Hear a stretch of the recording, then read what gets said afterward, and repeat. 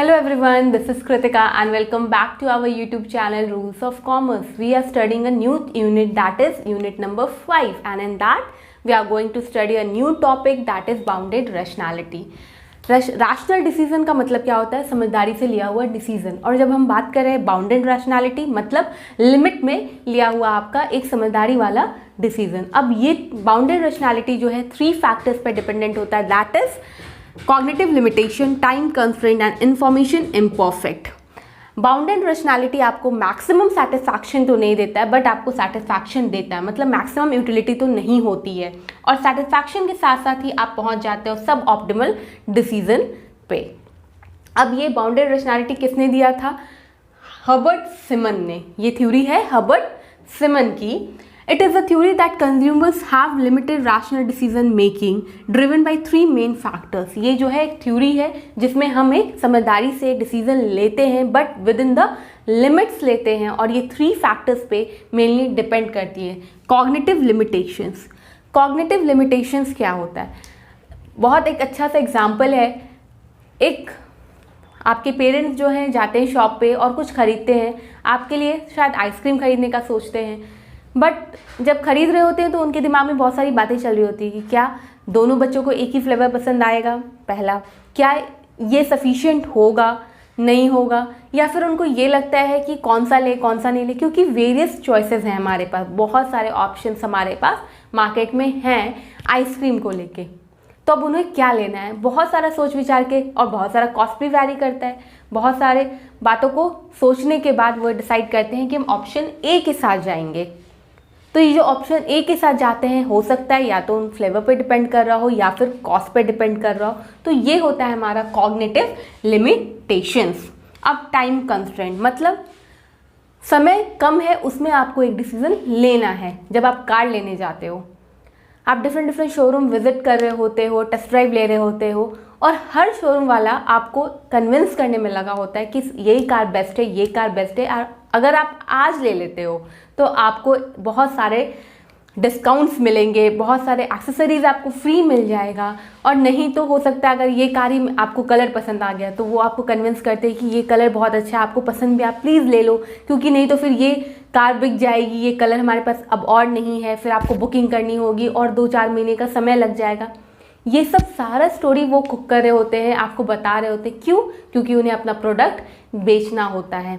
और साथ साथ उनको ये भी पता है, एक बार आप शोरूम से बाहर निकले तो फिर से आप रिसर्च करने लगोगे, बहुत सारे इन्फॉर्मेशन को गैदर करने लगोगे, बहुत सारे लोगों से बात करोगे, बहुत सारा प्लस माइनस आप सोचने लगोगे, और हो सकता है आप वो कार नहीं खरीद के कहीं और खरीद लो, या कुछ और खरीद लो, या फिर आप कार खरीदने का आइडिया ही ड्रॉप कर दो। बहुत सारी चीज़ें होती है। तो टाइम कंस्ट्रेंट इसी को बोलते हैं, जब आप थोड़े से समय में आपको एक डिसीजन पे पहुंचना होता है। या फिर ऐसा भी है ना कि मुझे कल ही कार चाहिए, तो मार्केट में जो भी है उसमें से हम बेस्ट एक डिसाइड कर लेते हैं और ले लेते हैं। तो ये है हमारा टाइम कंस्ट्रेंट। जैसे हमारा एग्जाम भी होता है तो हम क्या करते हैं, 2 दिन पहले हम पढ़ना स्टार्ट कर रहे हैं, तो वो टाइम कंस्ट्रेंट है ना कि आपको पूरा सिलेबस कंप्लीट कर लेना है। Imperfect information. अब बहुत बार ऐसा होता है कि हमारे पास इन्फॉर्मेशन जो है वो सही नहीं होता है, मतलब आप फुली आपको इन्फॉर्म नहीं हो उस प्रोडक्ट के बारे में, आपको 100% इन्फॉर्मेशन तो नहीं है।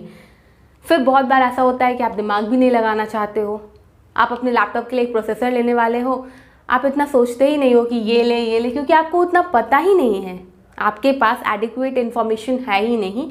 तो आपको दुकान वाला जो समझा देता है वो आप लेकर चले आते हो। तब ये होता है हमारा इंफॉर्मेशन इम्परफेक्ट।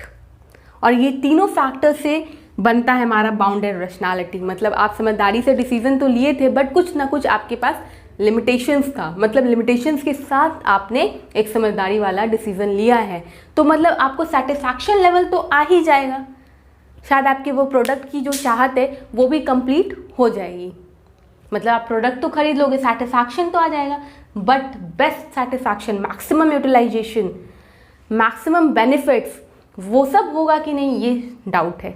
तो इसीलिए हमने बोला कि आप एक सब ऑप्टिमल डिसीजन ले लेते हो जब भी आप बाउंडेड रैशनैलिटी, मतलब जब भी आप ऐसा समझदारी से लिवा लिमिट के साथ जब आप कोई डिसीजन लेते हो तो आपका डिसीजन हमेशा सब ऑप्टिमल होता है, क्योंकि आपको वो सेटिस्फाई तो कर देता है लेकिन मैक्सिमम सेटिस्फैक्शन आपको नहीं देता है। तो ये था हमारा bounded rationality.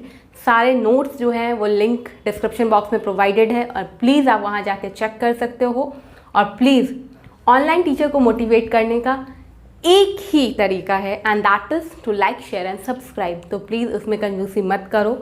Do hit the like button, share and subscribe so that आपके फ्रेंड्स भी पढ़े और सबको बहुत अच्छे मार्क्स आए। और प्लीज़ आप लोग कमेंट सेक्शन में बताया करो आपको मेरे पढ़ाने से कितना बेनिफिट हुआ, आपने कितने मार्क्स स्कोर किए, क्योंकि कमेंट सेक्शन ही हमारा आपके साथ कम्युनिकेट करने का एक वे है।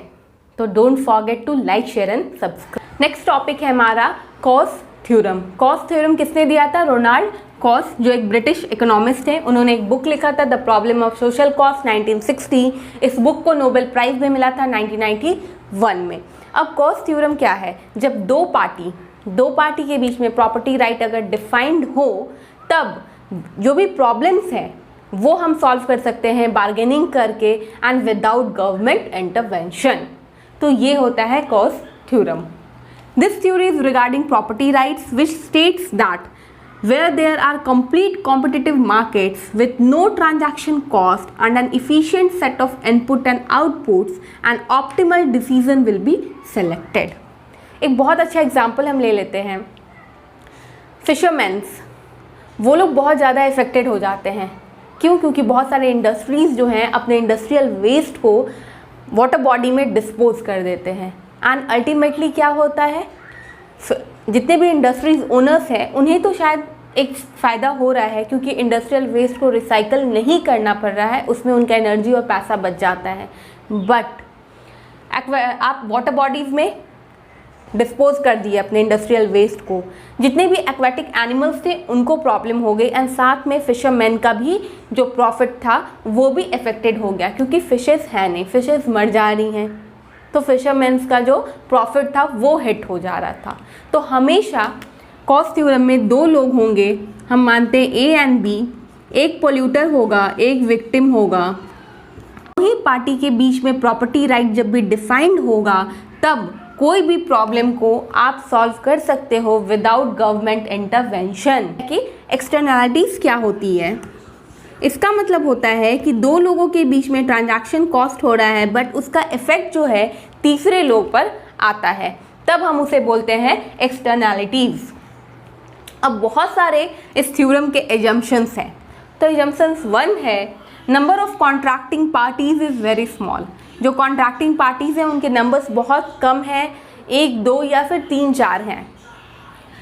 सब कॉमन प्रॉपर्टी रिसोर्सेज, उनके बीच में कुछ प्रॉपर्टी रिसोर्सेज जो हैं वो बहुत कॉमन होंगे। Full knowledge of pollution impacts and abatement cost, उन्हें बहुत ज़्यादा नॉलेज है पोल्यूशन का इम्पैक्ट्स क्या आ रहा है। Pollution impact can be measured in money terms.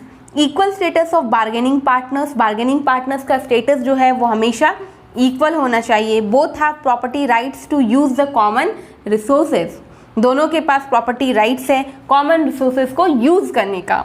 No transaction cost and no income और वेल्थ इफेक्ट, एग्रीगेट इनकम पे भी हमारा कोई इफेक्ट नहीं है। इस थ्योरम को मैंने एक डायग्राम से आपको समझाने की कोशिश की है। तो अभी हमने एग्जाम्पल में लिया था इंडस्ट्रियल ओनर्स को और फिशरमैन को। तो इंडस्ट्रियल ओनर्स जब अपना इंडस्ट्रियल वेस्ट को डिस्पोज करते हैं वाटर बॉडीज़ में तो विक्टिम कौन हो जाता है? फिशरमैन। और पोल्यूटर कौन रहता है? आपका ओनर्स, बिजनेस ओनर। तो इसी को हम डायग्राम से समझते हैं।